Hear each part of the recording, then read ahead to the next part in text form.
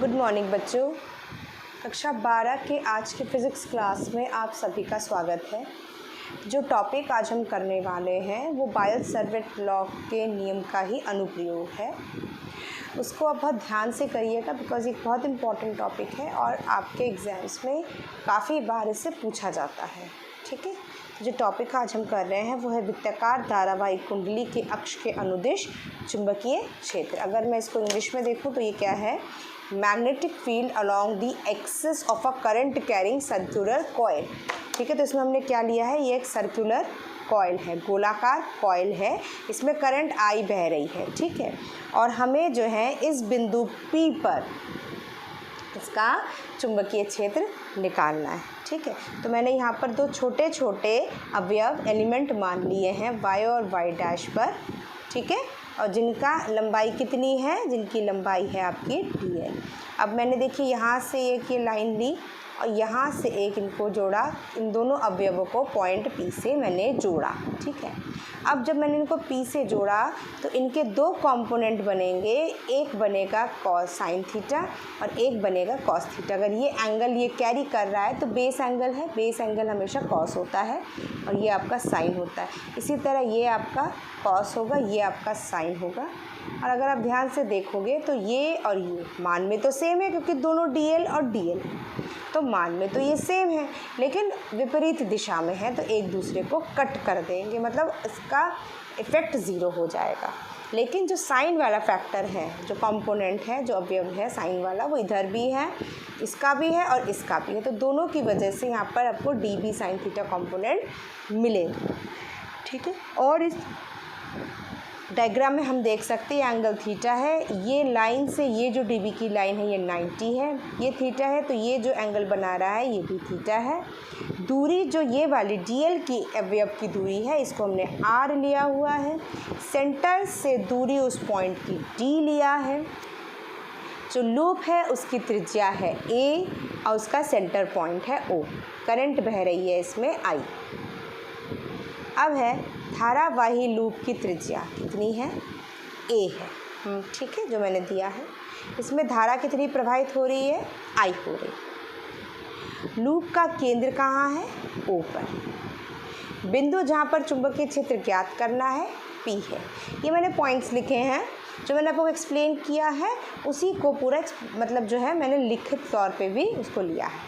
अब चित्रानुसार लूप कागज़ के तल के लंबवत है, मतलब लूप कैसा है, ऐसा है, इस तरह से लूप बना है, तो ऐसे खड़ा हुआ है लूप। ठीक है, ये तो सीधा है लेकिन वो गोलाकार होगा, हम ऐसे देख सकते हैं, ऐसे है। ठीक है, ये लूप है, ये ना ये चीज़ है, ये कैसे है, ऐसे है, देखिए कागज़ के लंबवत। ठीक है, और अक्ष OP कागज़ के तल में, अक्ष क्या है, जो इसके सेंटर से लाइन, ये जो लाइन जा रही है तो इसके सेंटर से जो लाइन जा रही है, मान लीजिए ये वाली उंगली मेरी लाइन है, तो ये कैसी है, इस कागज़ जो है कागज़ के पैरेलल है। ठीक है, ऐसे जा रही है, तो कागज़ के ये कैसे जा रही है, एकदम सेंटर से निकल के, तो ये कागज़ के समांतर है, पैरेलल है। ठीक है, तल में है, उसी के तल में जा रही है। समझ में आया। अब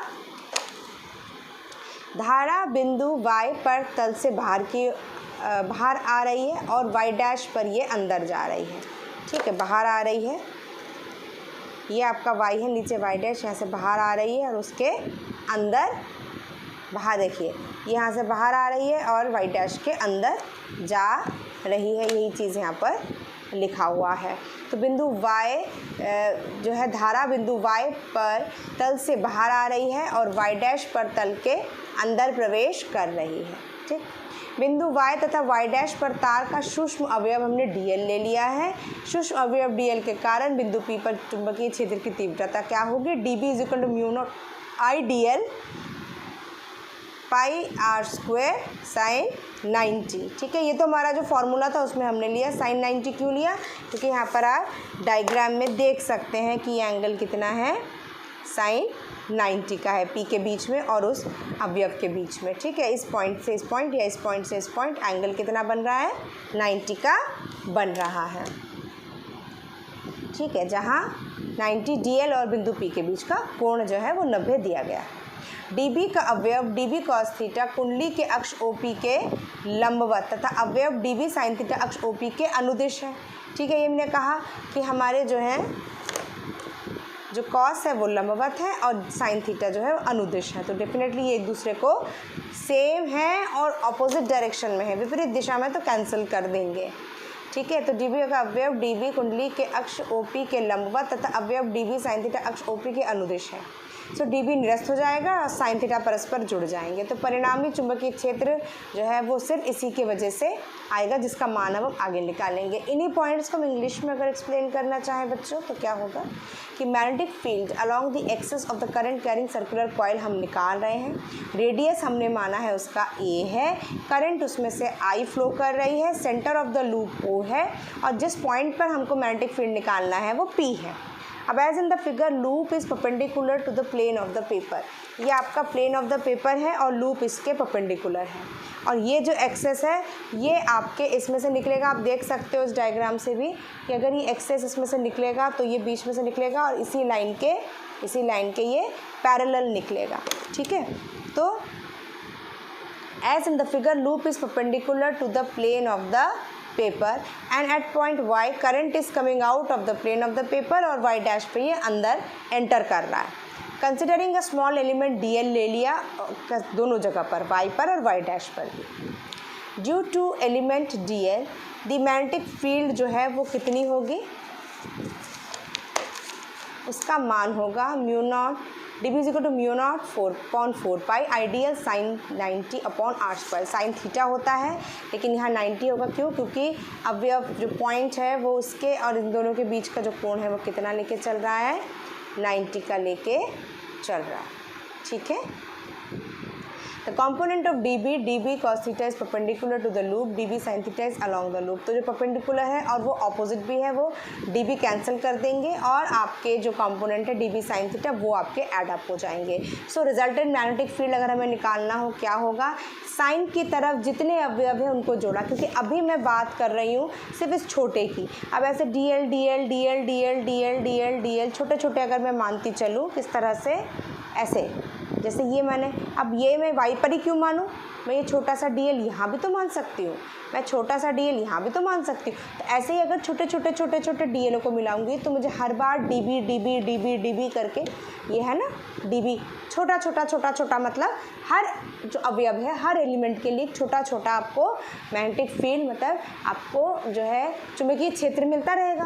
तो अगर मैं सबको उठा के जोड़ दूंगी तो मुझे पूरे का चुंबकीय क्षेत्र मिलेगा, तो इसीलिए मैंने साइन वाला फैक्टर लिया dB का और सबको समिशन, ये समिशन का साइन है मतलब मैंने सबको जोड़ दिया। ये ध्यान दीजिएगा कि मैंने सबको जोड़ा है, इसीलिए जोड़ का साइन है, समिशन का साइन है। dB छोटे आपके मैग्नेटिक फील्ड के या चुंबकीय क्षेत्र के अवयव है और हम साइन थीटा वाला ही फैक्टर ले सकते हैं क्योंकि कॉस थीटा एक दूसरे को कट डाउन कर दे रहा है।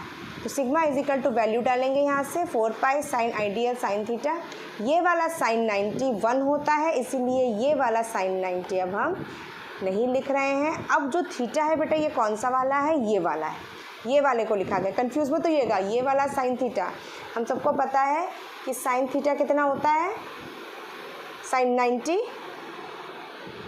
होता है, तो इसीलिए साइन 91 रख दिया, इसका रिलेशन यहीं पर साइन का फैक्टर ख़त्म हो गया। ये जो साइन है आया है ये वाला है, इसकी वजह से आया। अब sine theta is a upon R, ये मैंने कहाँ से निकाला, ये त्रिकोण देखो, ये थीटा है, अगर थीटा है तो ये क्या होगा आपका, ये होगा आपका कर्ण मतलब हाइपोटेन्यूस। ठीक है, ये आपका होगा आधार मतलब बेस, और ये जो है ये है आपका लंब मतलब परपेंडिकुलर। ठीक है, तो अगर मुझे कॉस निकालना होगा तो क्या होगा, d अपॉन, तो मेरा कॉस क्या है आपका, सॉरी ये आपका यहाँ 90 बन रहा है ना, ये आपका जो है यहाँ पर से हमने किसकी वैल्यू निकाली है, साइन की निकाली। साइन क्या होगा, लंब बटे कर्ण, ठीक है, परपेंडिकुलर अपॉन हाइपोटेन्यूज। तो साइन की वैल्यू कितनी आ गई, a अपॉन आर। यहाँ पर मैंने a अपॉन आर रख दिया। अब इसमें से सारे कांस्टेंट निकालनी है, जोड़े कौन है, अवयवी को ही जोड़ना है और किसी को हमें जोड़ना नहीं है। तो हमने अवयवों को सिर्फ रखा है सिग्मा के साथ, और सिग्मा के साथ और बाकी सबको इधर हमने बाहर निकाल लिया। अब आप ध्यान से देखिए, अगर मैं dl जोड़ूँ तो क्या बनेगा, ये जो आपका कुंडली है, लूप है, ये बन जाएगा। और ये कैसी कुंडली, वृत्ताकार, मतलब सर्कुलर है। तो सर्कुलर के अगर मैं बाउंड्रीज़ को जोड़ूंगी तो मुझे क्या मिलता है, मुझे उसका पेरीमीटर मिलता है। तो सारे डीएलओ को जोड़ूंगी तो मुझे क्या मिल जाएगा, पेरीमीटर। पेरीमीटर कितना होगा, 2πr। ये आप पहले भी पढ़ चुके छोटे क्लासेस में। तो मैंने इसके साथ dl की जगह 2πa लिख दिया, क्योंकि यहाँ त्रिज्या a लेकर चल रहे हैं।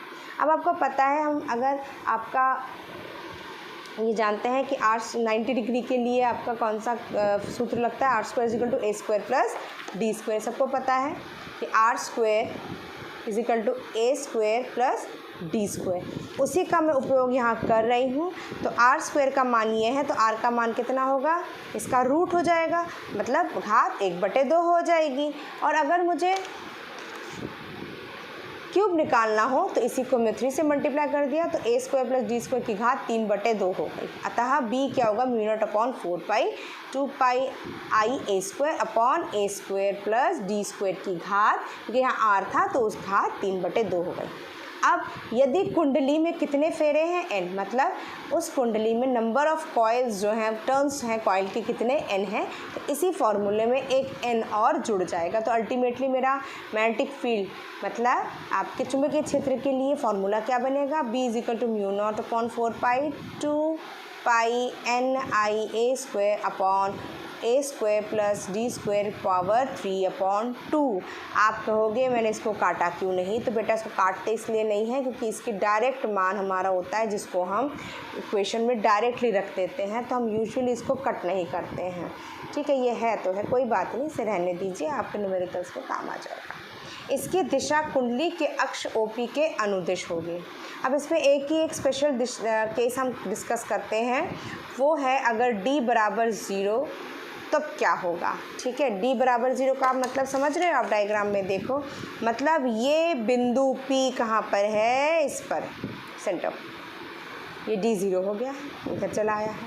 तब क्या होगा, ऐसी कंडीशन में हम क्या करेंगे, d को 0 पुट करेंगे। एक इक्वेशन में जैसे आप d को 0 पुट करोगे, d ख़त्म हो जाएगा, तो ये क्या बचेगा, a² × 3/2, ठीक है। कैसे बचा देखो, इसी को अगर मैं यहाँ देखूँ, मैं यहाँ आपको सॉल्व करके दिखाती हूँ कि b = μ0/4π 2πnia² बटे, अब a² बचा और d तो ख़त्म हो गया, तो भैया 3/2 करते हैं, ठीक है। d ख़त्म हो गया, d वाला फैक्टर ही नहीं हमारे पास, तो ये कट जाएगा और मुझे क्या मिल जाएगा, मुझे ये मिलेगा। अगर जैसे μ0/4π 2πnia² यहाँ से मुझे ये मिल गया। तो यहाँ पर मैंने इस तरह से इसकी वैल्यू लिख ली। अगर n फेरे हैं उसके लिए ये आ जाएगा, ठीक है। तो ये बहुत ही इम्पॉर्टेंट डेरिवेशन है, आपको ये करना है, ये एग्ज़ाम्स में पूछा जाता है। इसे ध्यान से करिएगा, इसको प्रैक्टिस ज़रूर करिए। जब आप इसको 4-5 बार प्रैक्टिस करोगे अपने कॉपी में, तब जाके आपको इजीली ये समझ में आएगा। और आप लोगों को इसी से, क्योंकि मैं 2 या 3 अनुप्रयोग करा चुकी हूँ, तब कल भी हमने इसके अनुप्रयोग किए थे और आज भी इसका अनुप्रयोग ही कर रहे हैं।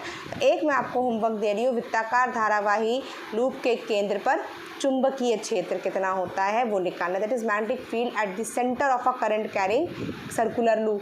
यही कंडीशन है, इसी पूरे डेरिवेशन में ये चीज़ हमने एक बार डिस्कस की है।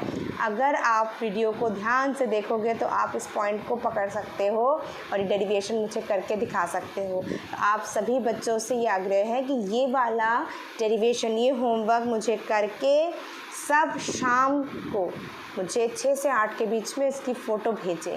मैं देखना चाहती हूँ कि कितने बच्चे इसको कर पा रही है। बहुत ही आसान है और ये जो है यहीं पर डेरिवेशन में ही कहीं मैंने सॉल्व किया हुआ है। तो इसको आप सॉल्व करके मुझे बताएंगे कि कौन सा वाले पोर्शन में था, और ये हर बच्चे के लिए कंपलसरी है कि ये होमवर्क मुझे करके ज़रूर से ज़रूर दिखाएं। और कोई भी समस्या हो तो ग्रुप में या कॉल करके आप मुझे पूछ सकते हैं। धन्यवाद।